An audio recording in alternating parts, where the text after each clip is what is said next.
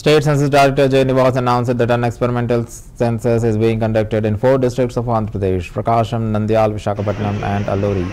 During his visit to Podili town in the Prakasham district, he personally reviewed the ongoing enumeration process and interacted with municipal and secretariat staff to understand challenges on the ground.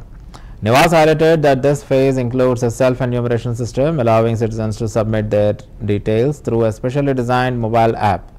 The pilot will continue until the end of this month. He clarified that this is a temporary exercise and the full-scale census will be conducted between April and September, based on the state government's final decision.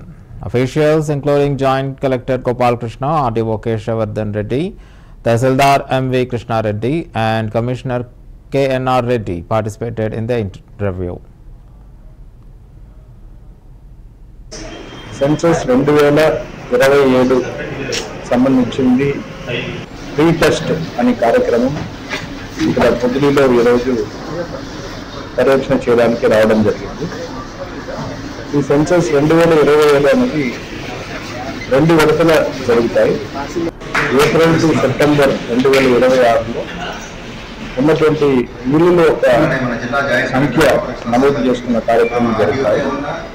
తదుపరి ఫిబ్రవరి 2027న జనాభా లెక్క అనేది జరుగుతాయి. ఈ census 2027 కొన్ని విషయాల్లో ఒక special census అని చెప్పొచ్చు. ఎందుకంటే మొట్టమొదటిసారిగా డిజిటల్ సెన్సస్ గా కేంద్ర ప్రభుత్వం నిరూపించింది. గతంలో సెన్సస్ అనేది పేపర్లోనే మనం చేస్తూ ఉంటాం, మీ అందరికీ తెలుసు. ఈసారి పూర్తి స్థాయిలో డిజిటల్ సెన్సస్ అన్ని ఏరియాలో కూడా, ఈవెన్ ట్రైబల్ ఏరియాస్లో కూడా, కనెక్టివిటీ లేని ఏరియాస్లో కూడా పనిచేసే విధంగా ఒక డిజిటల్ యాప్ని తయారు చేస్తారు. అలాగే ప్రజలు తమకున్నటువంటి వివరాలని స్వయంగా పొందుపరిచే విధంగా సెల్ఫ్ ఎన్యుమరేషన్ అనే ప్రక్రియ కూడా ఈ సెన్సస్ లో మొట్టమొదటిసారిగా మనం ప్రవేశపెట్టాం. Census 2027 Jogulam Rao, Gadwal District Collector